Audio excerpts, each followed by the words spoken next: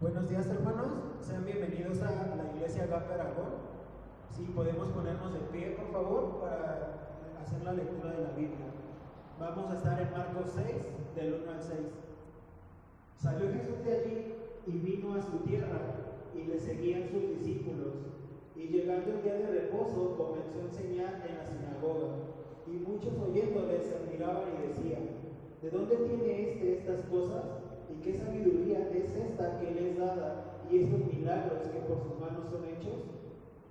¿No es este el carpintero, hijo de María, hermano de Jacobo, de José, de Judas y de Simón? ¿No están también aquí con nosotros sus hermanas? Y se escandalizaban de él. Mas Jesús les decía: no hay profeta sin honra, sino en su propia tierra, y entre sus parientes y en su casa. Y no pudo hacer allí ningún milagro, salvo que sanó a unos pocos enfermos poniendo sobre ellos las manos. Y estaba asombrado de la incredulidad de ellos, y recorría las aldeas de alrededor enseñando. Pueden tomar su asiento.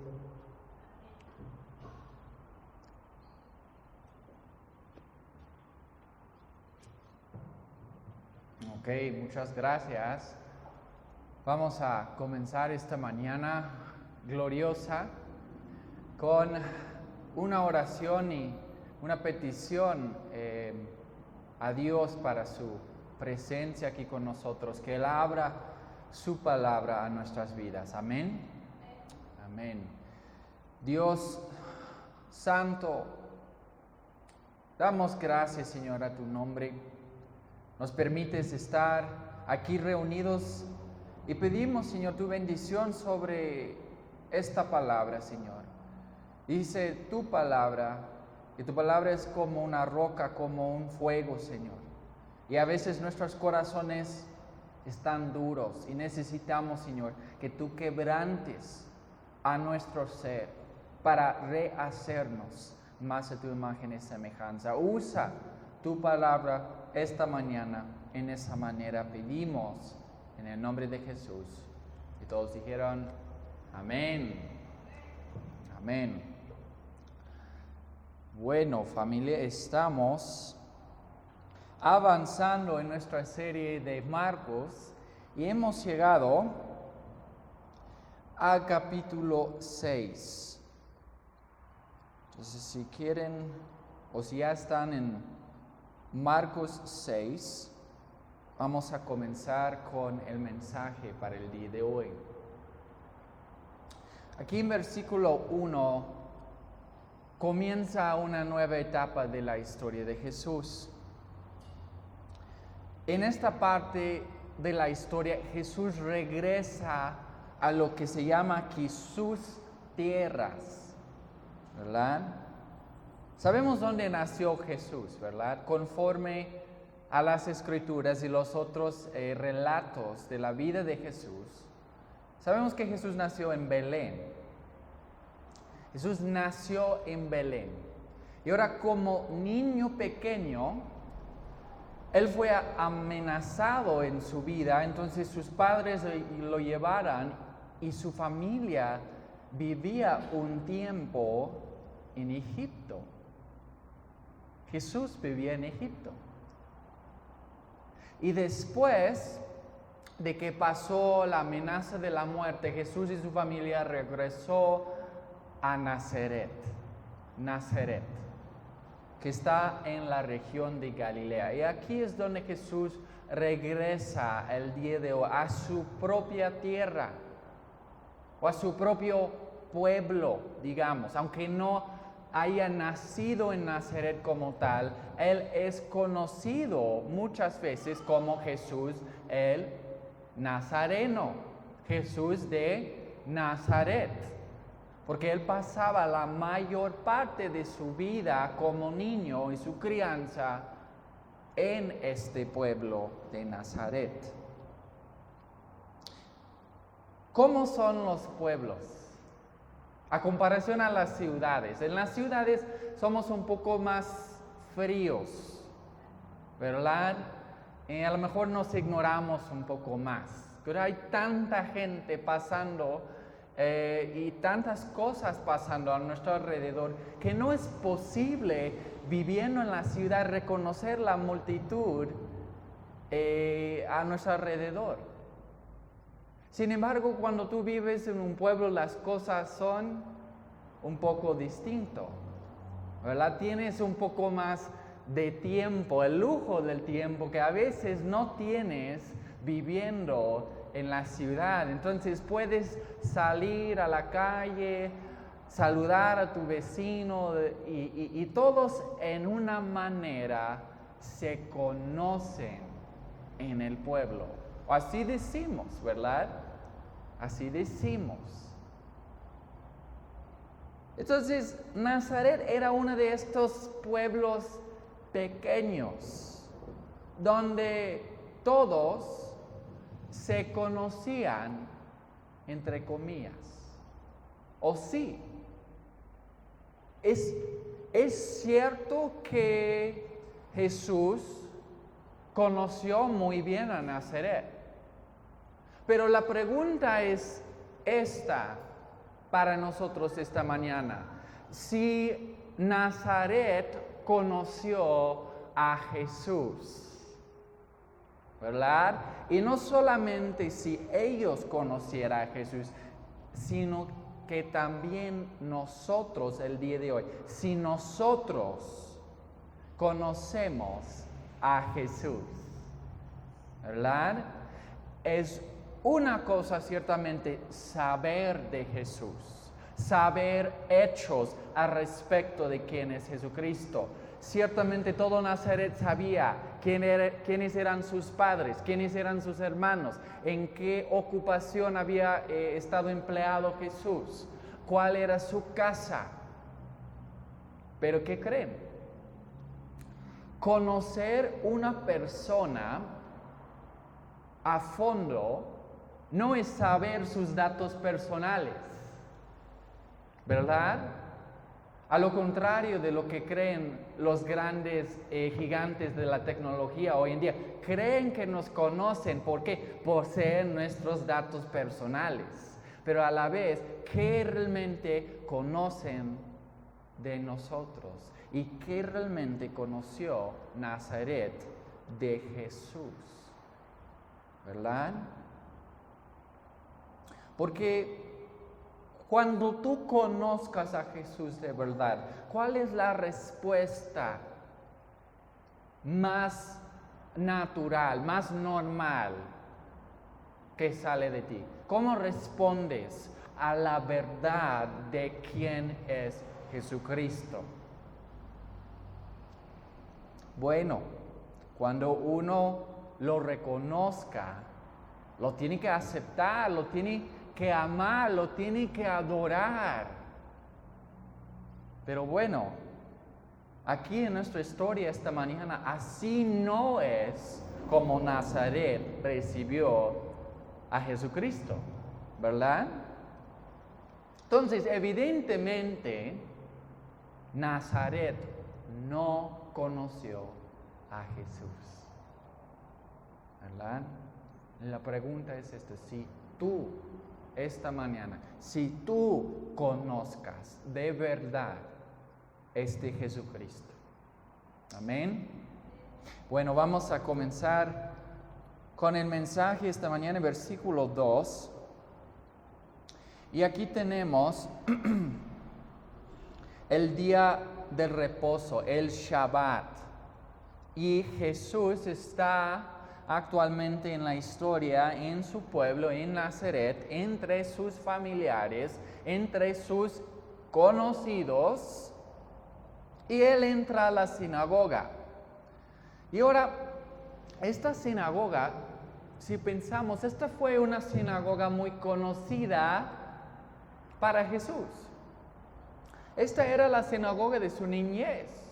Este es donde Jesús había asistido por años y años, ¿verdad? Este lugar no estaba pisando un lugar extraño, Jesús, esta mañana.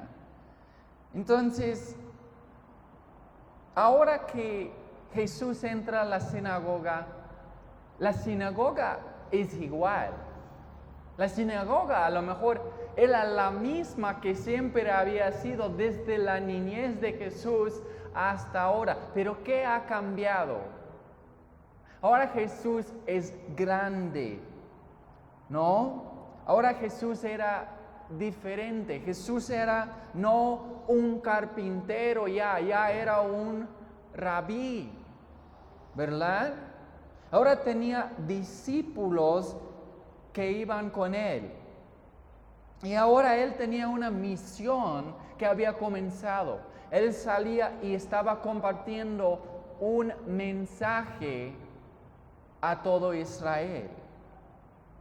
Entonces, bueno, entrando a la sinagoga, humanamente hablando, ¿cuál debía de haber sido la respuesta de Nazaret a la entrada de este gran rabí y maestro a su sinagoga?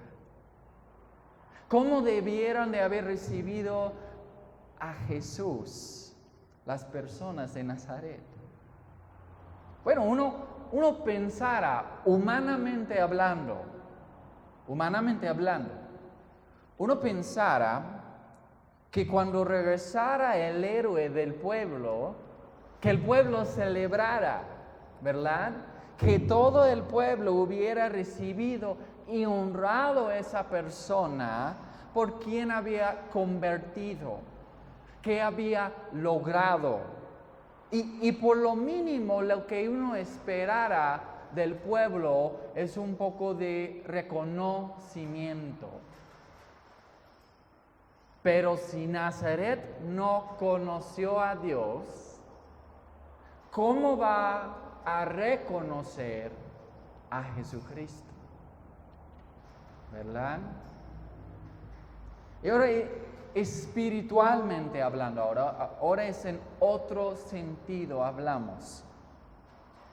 En otro sentido, Jesús no era un simple rabí. Jesús no era otro maestro más haciendo su circuito, enseñando por las aldeas, compartiendo sus enseñanzas y sus doctrinas. Jesús era muchísimo más que un simple rabí.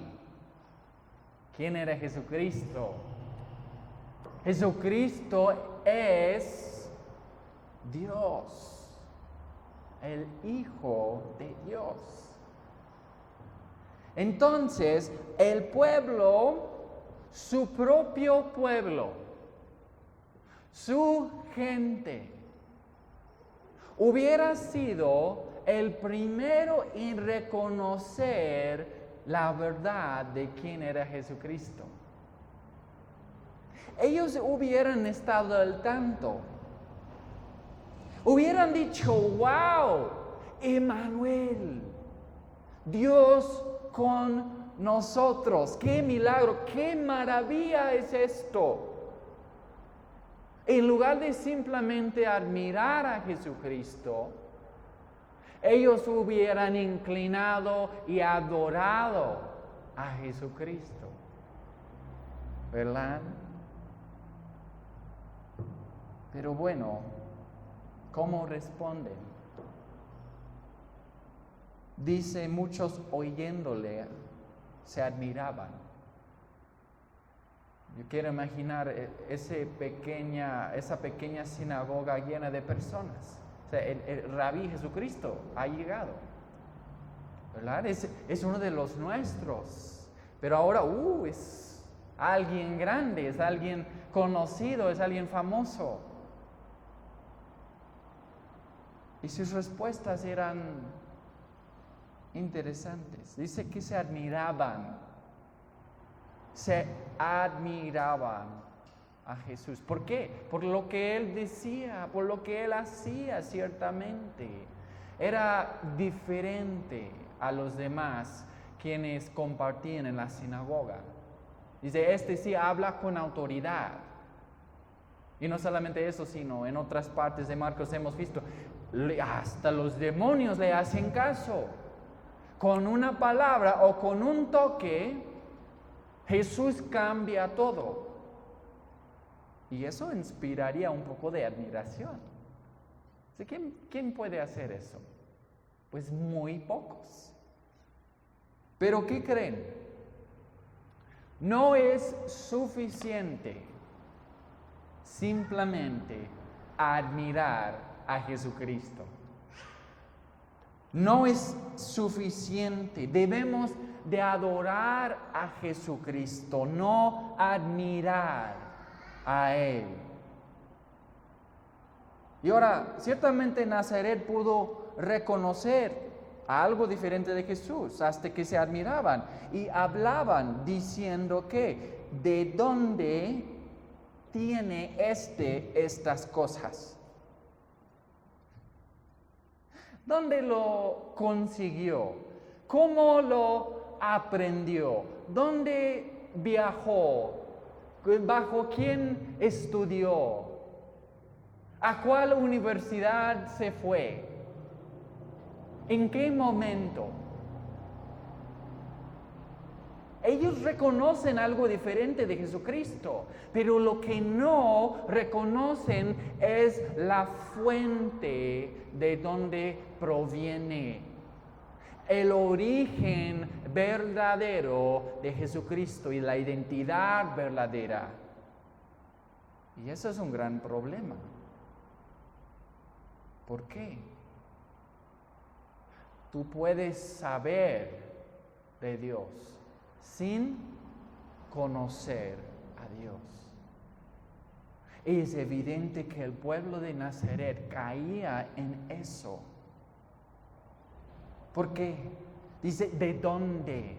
¿De dónde? O sea, el pueblo, reconociendo la grandeza de lo que Jesús decía y lo que Jesús hacía, no pudo ubicar o identificar de dónde. ¿De dónde?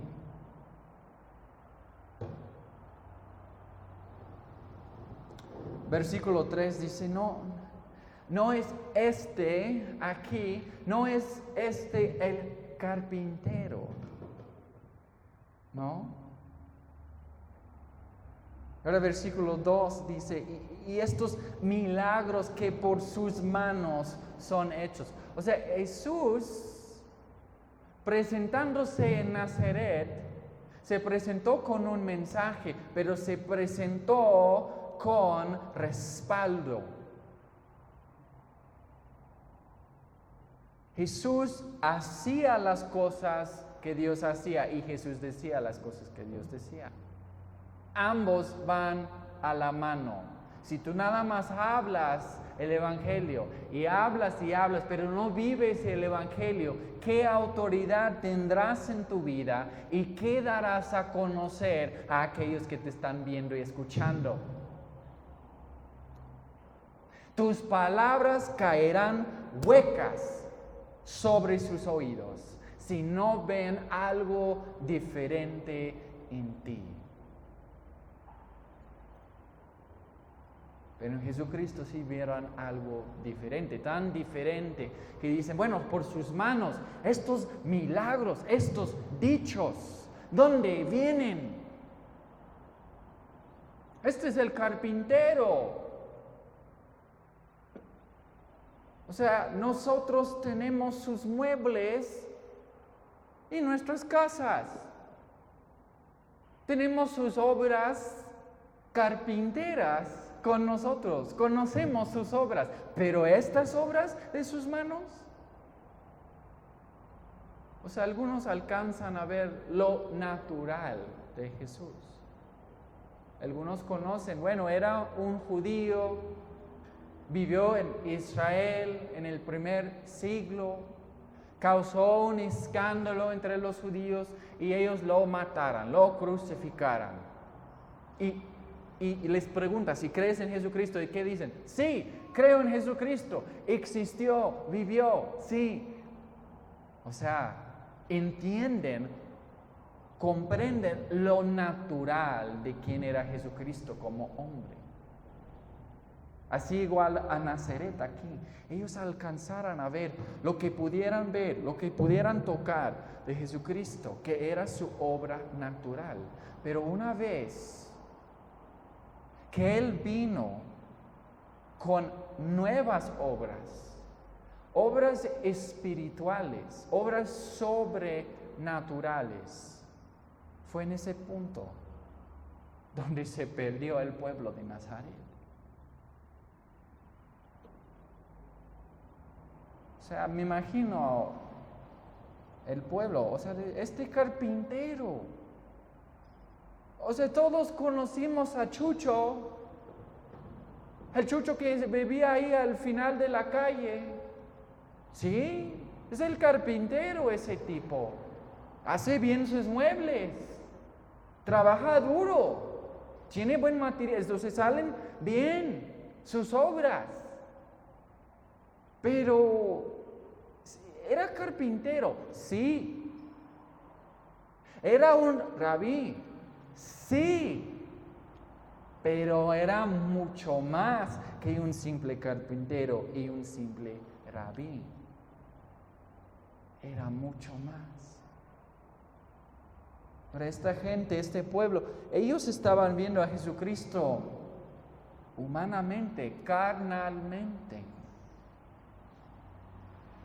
Pero ¿quién entre nosotros hayamos conocido de verdad a Jesucristo espiritualmente y verdaderamente? Eso es lo que hace toda la diferencia en nuestras vidas. Cualquiera le puede ver como carpintero o como rabí, o un profeta, como dicen muchas religiones, o un buen hombre, o un gurú. Tienen muchos títulos para Jesucristo. Pero en fin, ninguno de esos títulos alcanzan a lo que Jesús de verdad es como Hijo de Dios y como Dios.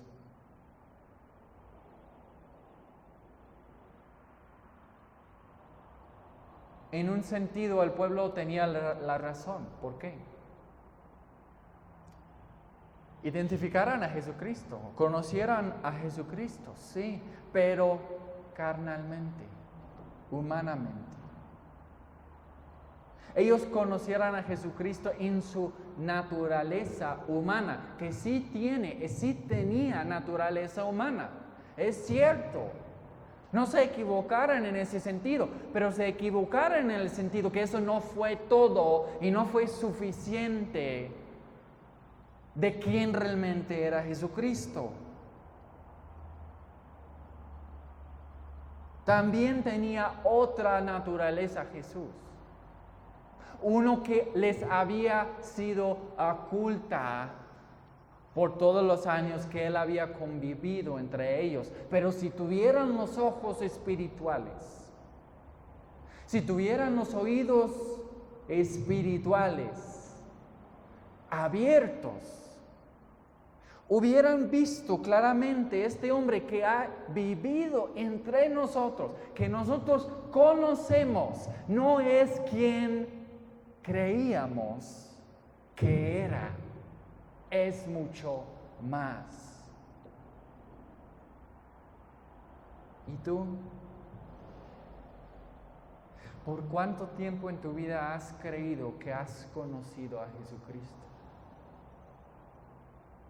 ¿Por cuánto tiempo, como Nazaret, has andado ciego y sordo a la verdad de quién es Jesús en tu vida? Tal vez has visto y has tocado las obras físicas y naturales de Jesús. Vives en su mundo.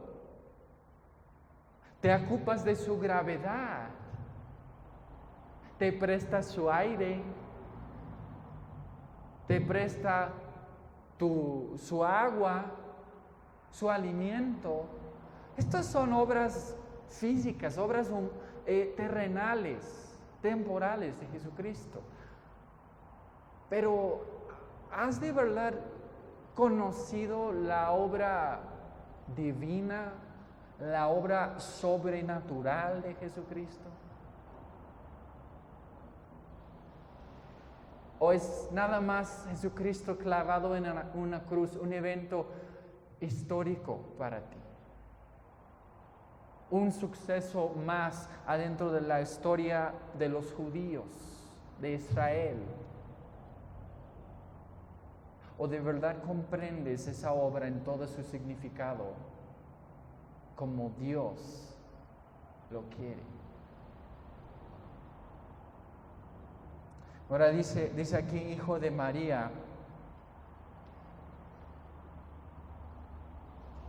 Los católicos les encanta ese título. Están muy clavados con la idea que María es la madre de Dios. No, que María es la madre de Jesucristo en su naturaleza humana. Pero hasta ahí. Ella no es la madre de Dios. Y ella no es una virgen perpetua. Aquí es muy evidente. ¿Quiénes más están aquí mencionados? Dice hermano Jacobo, José, Judas y Simón. Bueno, ahí hay 4 hermanos. Hombres, varones, que eran hermanos carnales a nuestro Señor y Salvador Jesucristo. Y no solamente eso, sino menciona también que tiene hermanas. No sabemos cuántas. Pero ahí estamos viendo una familia. Yo mínimo hay 4 varones y hay, yo diría, 2 o más mujeres. Estamos hablando de 6, una familia de 7 por lo mínimo. Y dice, a ver, ¿en qué momento se conservó como virgen perpetua la Virgen María? ¿Y por qué el afán de establecerla en esa manera? De exaltarla más allá que lo debido. Jesús la amó, Jesús la estimó muchísimo. Él cuidó de ella. Uno de sus últimos pensamientos era, cuídate de mi mamá. Te encargo, mi mamá. Ella era una persona valiosa para Jesucristo, pero ella no era alguien digno de adoración. Admiración, sí, tal vez. Aceptó un papel durísimo de Dios. Imagínate todo el escándalo de haber embarazado antes de casarte en la cultura y el tiempo. Sería sumamente complicado. Aquí vemos la familia de Jesucristo. Ahora, cuando tú conoces a Jesucristo humanamente, naturalmente, y nada más, ¿qué produce en ti? ¿Qué dice versículo 3, la última parte? Dice, y se escandalizaban de él. Eso es lo que produce en ti. Cuando no hayas conocido la verdad y no has recibido el testimonio de Jesucristo en tu vida, de quién de verdad es. Jesucristo es un personaje polarizante. Es alguien con dichos ofensivos y hasta humanamente hablando ásperos. Él que dice, yo soy el camino, la verdad y la vida. Y dices, a ver, ¿quién se cree este Jesucristo? De verdad, ¿quién habla así? Si no es cierto, eso es una declaración sumamente arrogante. Y eso es un escándalo. Otras traducciones dicen o se ofendieron. Ofensa.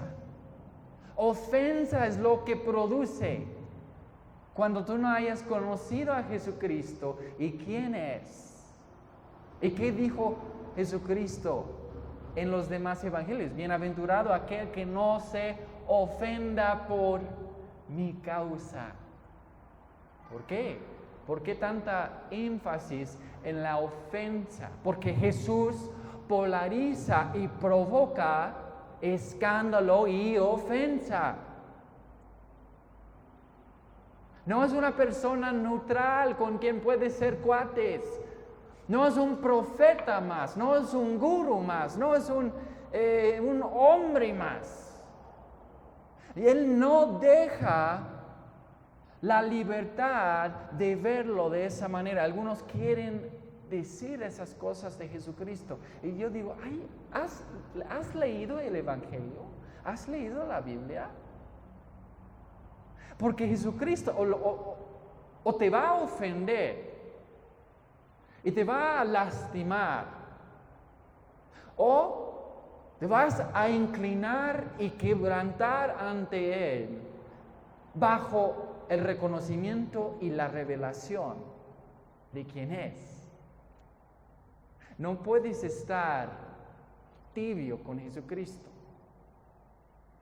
O crees en Él o no crees en Él.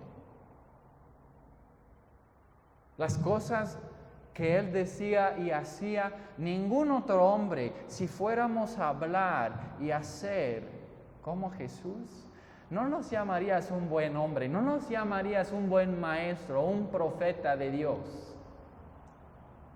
No, nos llamarías alguien completamente loco, derramate, o alguien mentiroso, un estafador, o nos llamarías alguien cierto, el verdadero, ¿no? Eso es un argumento de C.S. Lewis. Él decía, no, Jesucristo, las cosas que Él decía, no nos deja la opción de verlo como un buen hombre más. Tienes que elegir entre dos opciones con Jesucristo. Y Nazaret, en este verso, eligió. Se escandalizaban de Él, se ofendían de Jesús. Qué triste, ¿no? Que entre los primeros que debían de haber adorado a Jesús, en lugar de adorarlo, lo rechazaron. Y ahora, ¿cómo responde a Jesús? ¿Se enoja? ¿Se ofende Jesús a la ofensa del pueblo? ¿Rechaza el pueblo por el rechazo que él sentía? No. Jesucristo no es como tú y yo. Él responde de una manera sabia, apacible, con una simple pregunta. Bueno, Jesucristo hubiera tenido todo el derecho en el instante que Nazaret lo rechazó. Pudo haber destruido a Nazaret como destruyó Sodoma y Gomorra. Pero ¿por qué no lo hizo? ¿Por qué responde de esta manera? ¿Por qué es paciente y amoroso con las personas que aún lo están rechazando? Es una buena pregunta. ¿Cómo respondes tú al rechazo de los demás? ¿Cómo reaccionas ante el maltrato, ante el abuso? Deberíamos ser más que como Jesucristo aquí, ¿verdad? ¿Amén? Nadie dice amén a eso. Bueno, responde diciendo, no hay profeta sin honra, sino en su propia tierra. Ahora, algo pasa muy extraño con este dicho entre los cristianos. Nosotros somos muy hábiles con la palabra de Dios, de leer lo que nosotros queremos, de escuchar lo que nosotros deseamos cuando leemos la palabra de Dios. Y leemos esto y decimos que, sí, ahí soy yo. Yo soy el profeta que nadie entiende. El profeta que habla la palabra de Dios, que viene y hace los milagros y que nadie lo comprende y nadie lo acepta y nadie lo ama. ¿Dónde está mi honor? A ver, honrenme todos. A ver, aguanta. Primero lo primero. Primero estamos hablando aquí de Jesús, no de ti. La Biblia se trata de Jesús y no de ti y no de mí.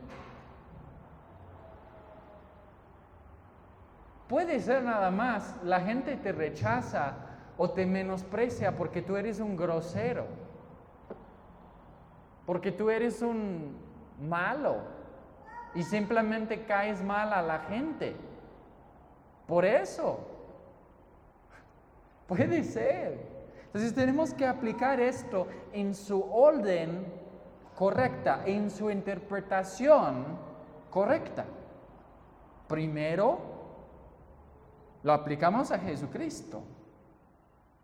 Él es el profeta sin honra. Él es el profeta no reconocido.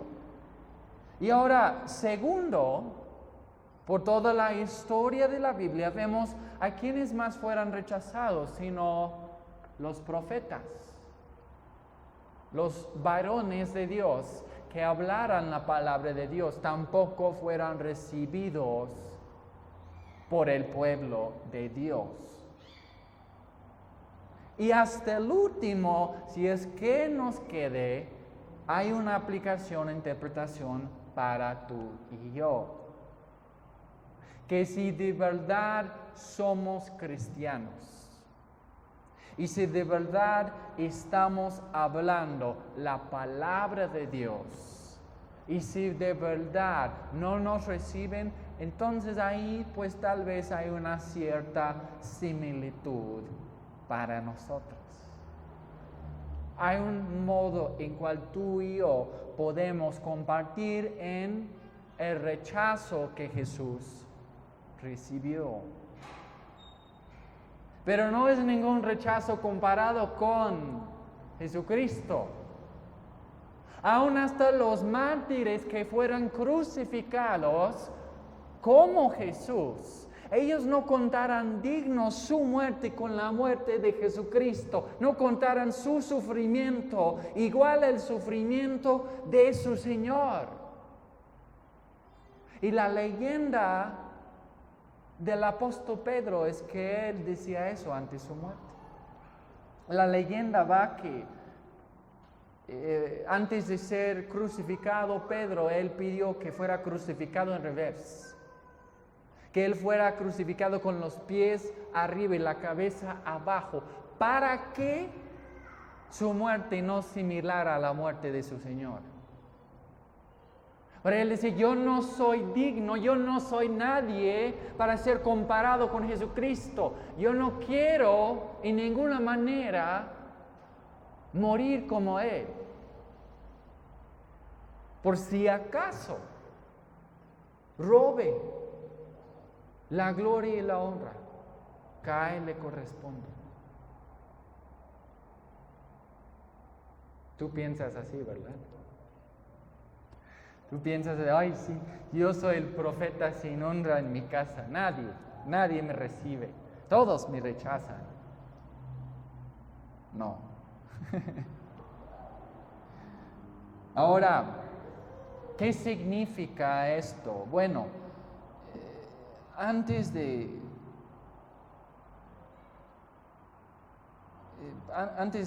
contestar eso, creo que es importante entender que este es un principio espiritual general. ¿Qué está diciendo? Está diciendo, los profetas son aquellos que hablan por Dios, ¿verdad? Y los profetas deberían ser recibidos como Dios debería ser recibido,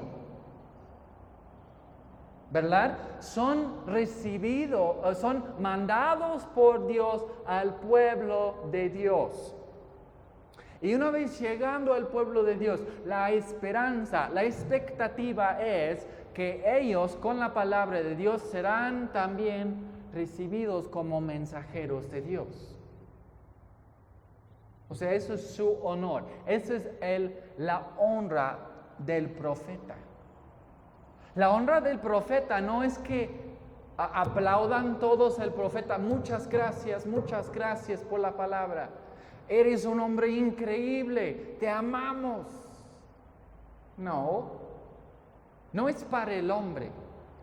No es para la vanagloria del profeta.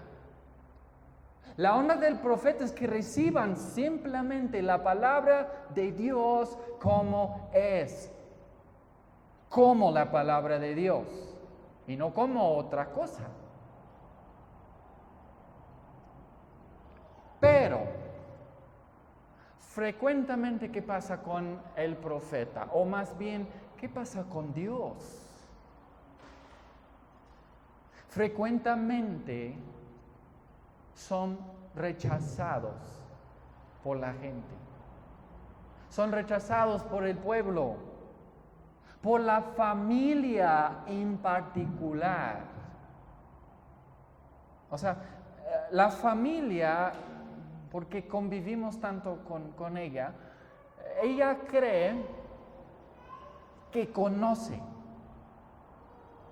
Fíjense lo que dije, cree que conoce quiénes somos o cree que conoce quién es uno. ¿Por qué? Porque convive tanto. Entonces, ciertamente es verdad que cercanía en una familia ayuda, o sea, ayuda para una cierta familiaridad conforme a la carne, ¿verdad? Pero no queremos conocer conforme a la carne uno. Queremos conocer espiritualmente, verdaderamente. Y cercanía en una familia o familiaridad en una familia no es garantía de un conocimiento verdadero. Entonces, cuando un profeta es levantado de entre un pueblo o una familia, muchas veces, ¿qué pasa? No es reconocido, es rechazado. Y primero, ¿a quién aplica? No a ti, no a mí, aunque pueda ser cierto, sino que pasó con Jesús. Sabemos que los mismos hermanos y la misma familia de Jesucristo no creían en Jesucristo. No recibía a Jesucristo, rechazaba a Jesucristo. Entonces, por lo menos, la honra más mínima que Jesús hubiera recibido de Nazaret, ¿cuál era? Simple reconocimiento de su mensaje. Un reconocimiento que su mensaje era de Dios.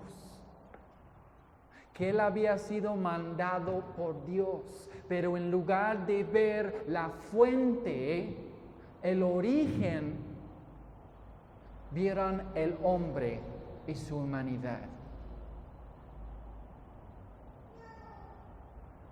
Y eso es triste, ¿no? Porque Jesús era un profeta, sí, pero mucho más que un simple profeta.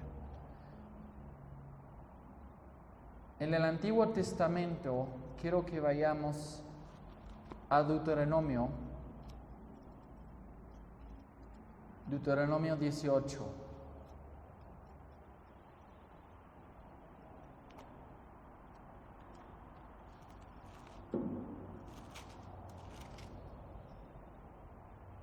Y vamos a leer juntos, comenzando en versículo 15, Deuteronomio 18:15.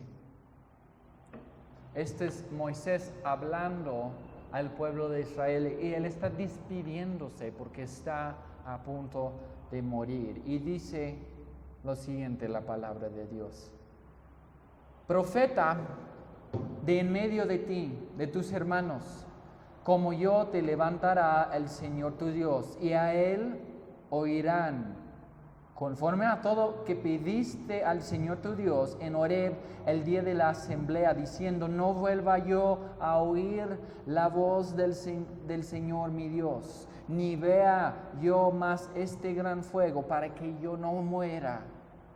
Y el Señor me dijo: han hablado bien en lo que han dicho, profeta les levantaré de en medio de sus hermanos, como tú, y pondré mis palabras en su boca, y él les hablará todo lo que yo le mandaré.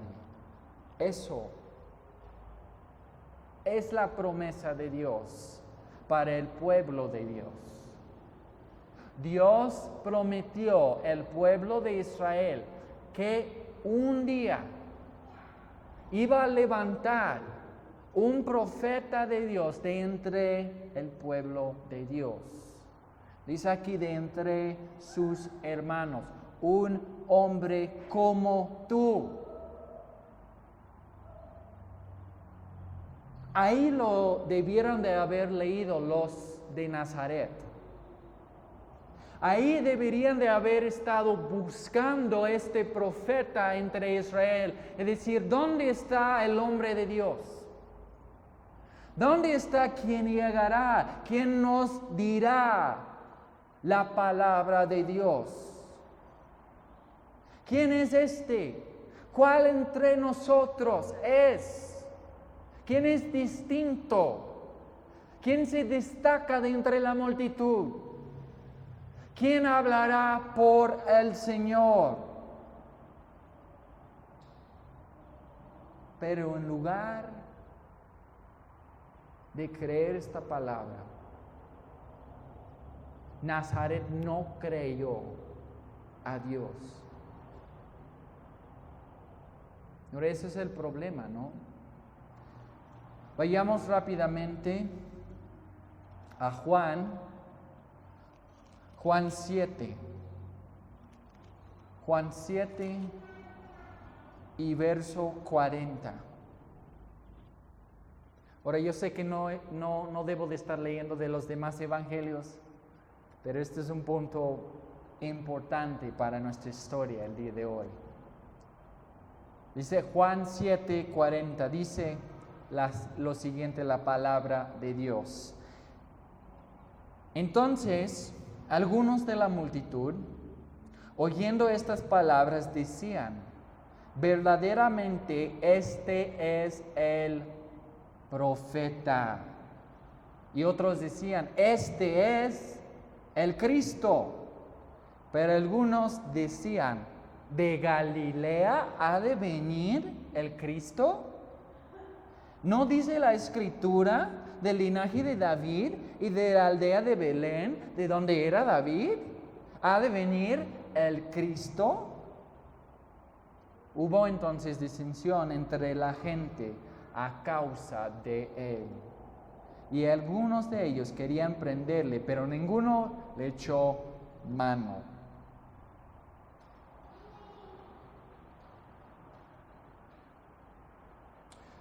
Cuán sordo y cuán ciego era el pueblo de Israel para no reconocer entre ellos el cumplimiento de la palabra y la promesa de Dios. Dios había dicho: yo les voy a mandar un profeta, voy a levantar de entre ustedes un varón de Israel, quien hablará por mí. Un profeta como Moisés. Moisés era un profeta grande. Tuvo un gran impacto sobre la historia de Israel. Y más grande que el impacto de Moisés, tiene Jesucristo como profeta de Israel. Pero Israel no lo oyó, no lo vio. Aquí en esta porción de Juan vemos que la multitud está discutiendo. Dice aquí que hubo decisión entre la gente. Pues aún a la fecha hay disensión entre nosotros referente a quién es este hombre. ¿Será un hombre bueno más? ¿Será un profeta grande? ¿O será quien dice quién es? Dios en la carne, el Hijo del hombre, sí, pero también el Hijo de Dios.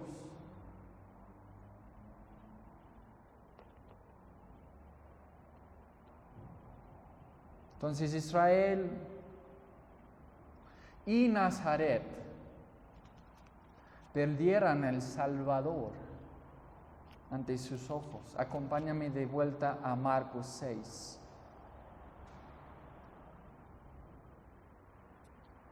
Dice aquí que no recibieron con honor el profeta Jesús, ¿verdad?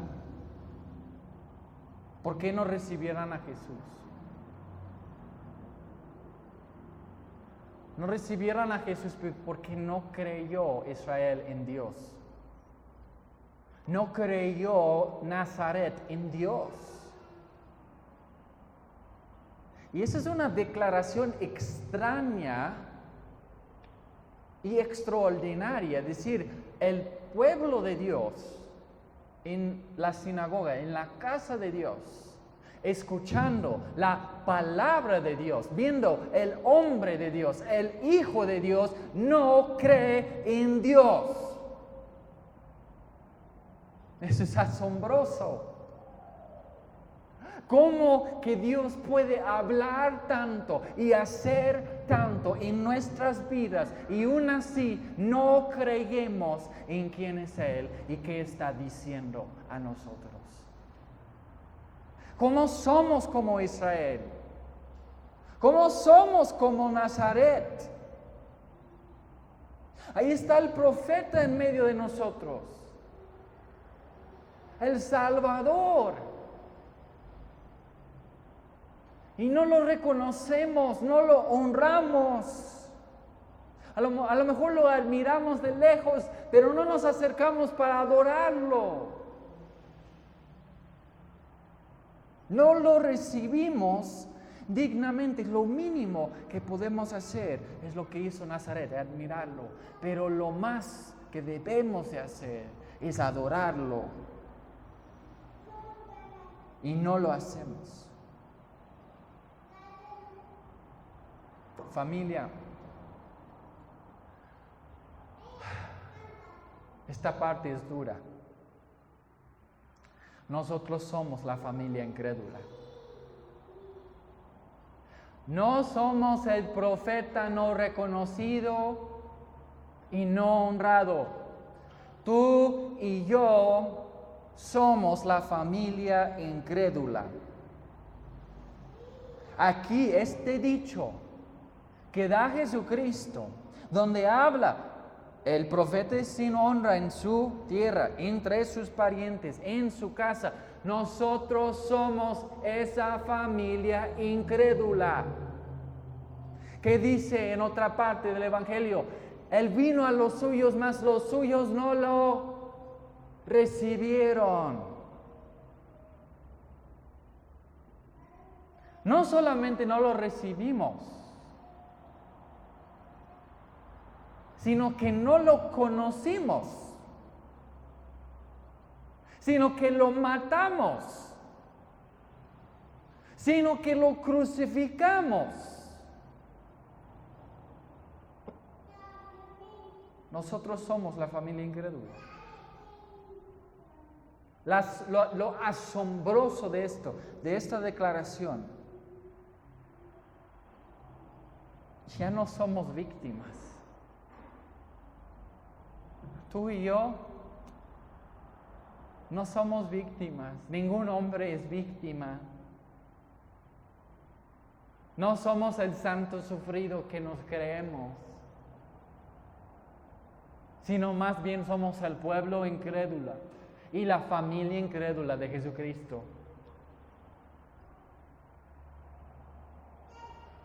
Dios es el único. Si vamos a hablar de víctimas, Jesucristo, Él es el único víctima que ha pisado esta tierra.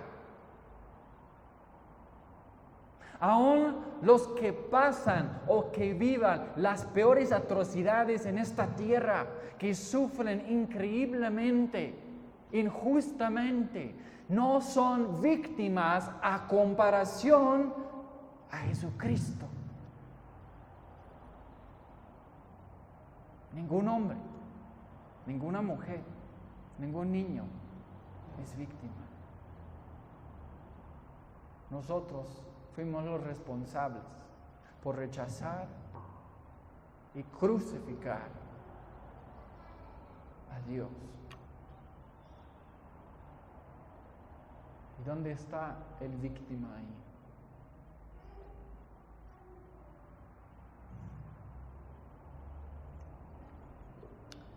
Entonces, si Jesucristo quiere tener gracia y misericordia, si somos la familia incrédula y Jesús nos quiere salvar, ¡wow! ¡Wow! Eso sí es una obra de gracia y misericordia de Dios. Ya que no eres víctima, ya que eres tú el responsable, el culpable, el condenado, y Jesucristo viene a salvarte. ¡Wow! Ahora cambia, ahora gira toda esta historia. Ahora no estamos así nosotros al lado de Jesús como sus discípulos. No, nosotros somos el pueblo de Nazaret. Antes de Cristo, afuera de Cristo, ahí estuvimos. Y aún así, Jesucristo vino sin honor, sin reconocimiento, sin adoración que Él merece.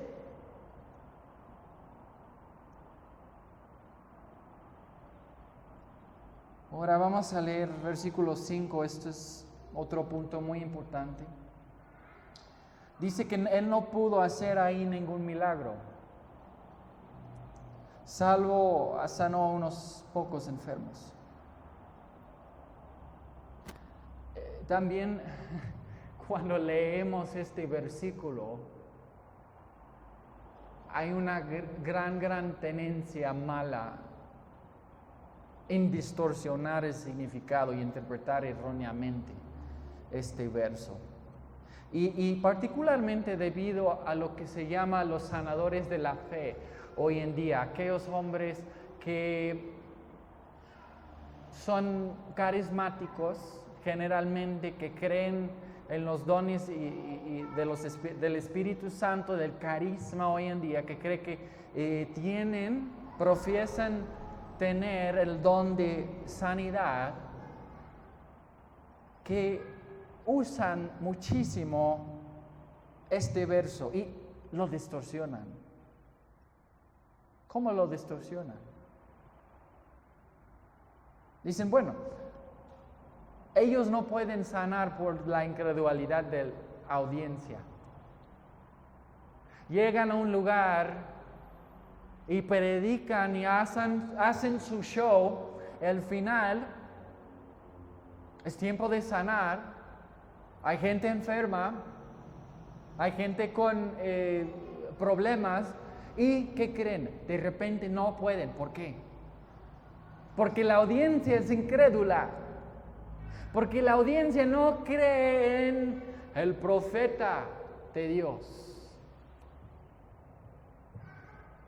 Y dicen, bueno, las personas no tienen fe suficiente para recibir sanidad. ¡Qué barbaridad es esa! Yo conozco muchas personas enfermas que tienen muchísima fe, más que yo, que están enfermos aún. Fe no es necesariamente igual con sanidad.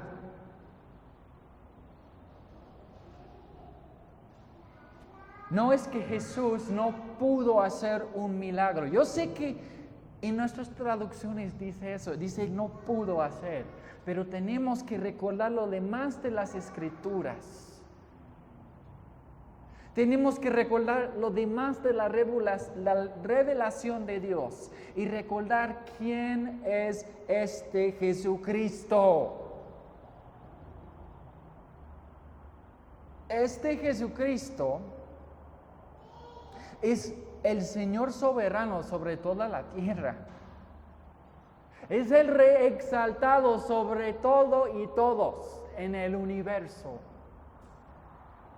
Él hizo las estrellas, el universo, las planetas con sus manos. Con sus dedos formó el océano y las montañas y los bosques y los ríos y todo lo que hay en existencia nació de su mano. Y esa obra no requirió ninguna fe de ningún hombre. Entonces, Dios no está sujeto al hombre. Contrario a la opinión popular que enseña esta barbaridad, Dios no está sujeto al hombre. Nosotros no atamos a Dios. No, Dios hace lo que Él quiere. En el cielo o en la tierra o debajo de la tierra, no hay rincón en la creación donde Él es limitado por el hombre en ninguna manera.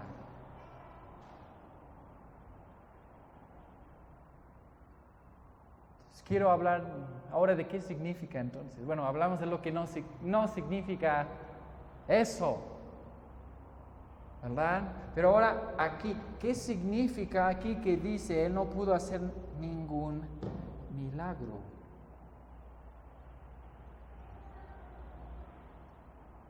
Yo creo que la pregunta real no es esa.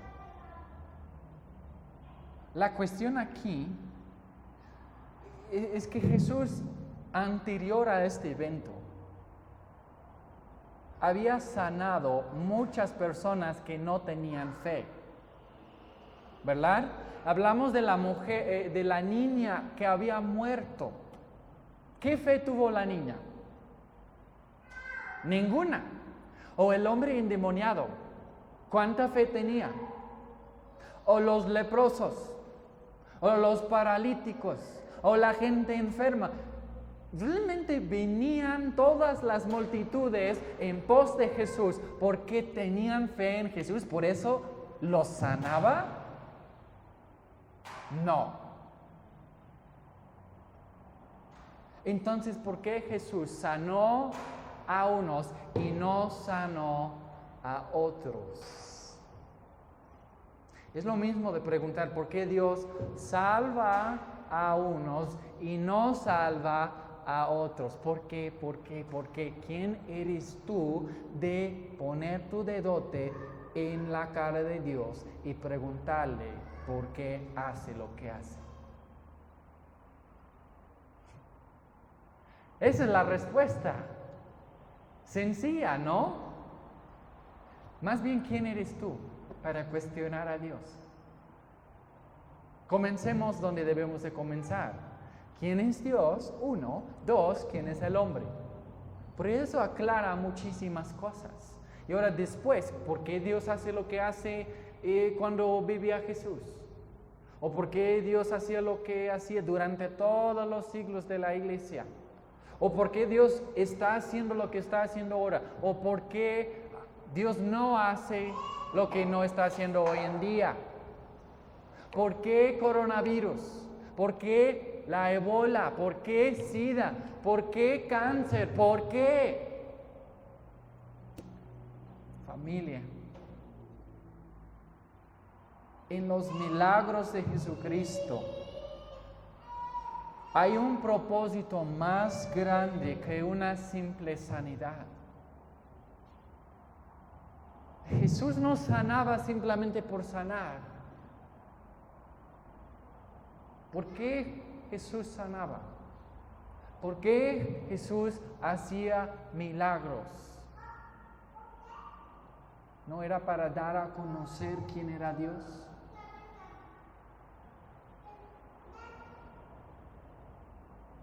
Entonces la pregunta en una manera ya se contestó.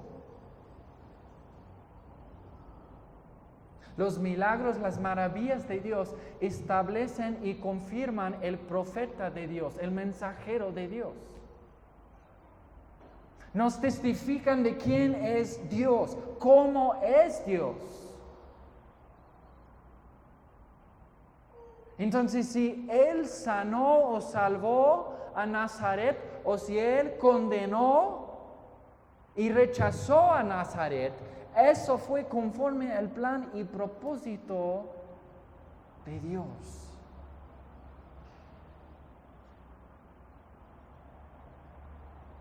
Ahora, la obra de Dios va a provocar una de dos cosas. La obra de Dios provoca fe, creencia en una mano, y en otra mano produce o provoca incredulidad, y duda y escepticismo. Ahora aquí en este día, en esta ocasión, viendo a Jesús, viendo a Dios, escuchando la palabra de Dios y viendo la obra de Dios, Nazaret rechazó a su Señor, a su Salvador, a su Sanador, a su Dios. La cuestión no es de Nazaret entonces, la cuestión es de tú y yo. Cuando nosotros vemos y escuchamos a Dios, ¿cómo reaccionamos? ¿Cómo respondemos? ¿Respondemos y fe y confianza en quién es Dios? ¿O respondemos en incredulidad, en resistencia y en rechazo a Dios? Dice versículo 6, y estaba asombrado de la incredulidad de ellos. ¿Cómo tú asombras a Dios? ¿Con tu fe o con tu incredulidad? Porque aquí Jesús reacciona a la respuesta del pueblo. Él reacciona en asombro. No es que él no había conocido cómo iban a tratarlo, pero aún así Jesucristo reaccionó. Él se maravilló, admiró al pueblo y su respuesta. Ahora lo asombroso de esta historia no es que un pueblo rechazó a Jesucristo. Lo asombroso aquí es que Jesucristo, a pesar de ese rechazo, aún salvó a algunos. Y de los cuales yo quiero ser. Y ahora tú, cierren sus Biblias, pónganse de pie.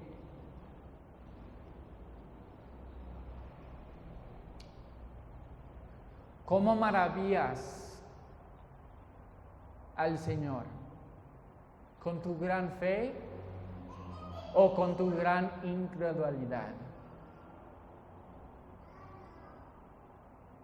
Él está pasando por tu pueblo el día de hoy. Él está en medio de ti. Él está hablando y Él está obrando. La cuestión es esto: ¿cómo responderás tú en este momento?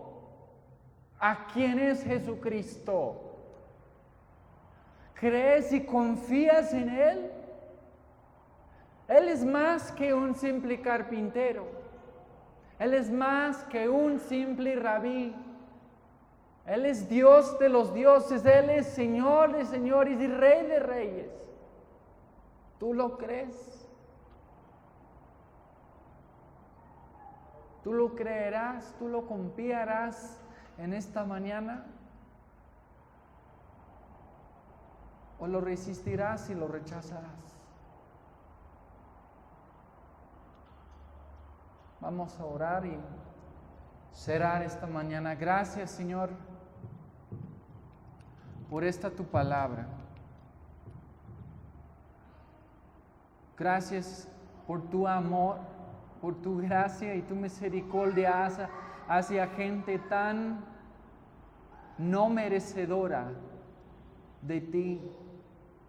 Nosotros somos el pueblo y la familia incrédula, Señor. No somos los profetas aquí. No somos los varones y las mujeres de Dios que deberíamos ser. Somos aquellos que creemos que te conocemos, Señor. Y que necesitamos que una vez más que tú vengas y que tú reveles a nosotros quién eres tú y quiénes somos nosotros. Y cuando veamos eso, Señor, vamos a necesitar una cosa más: que tú nos sanes, que tú nos salves. Te lo pedimos en tu nombre, el nombre de Jesucristo, el único nombre en cual hay salvación. Gracias y amén.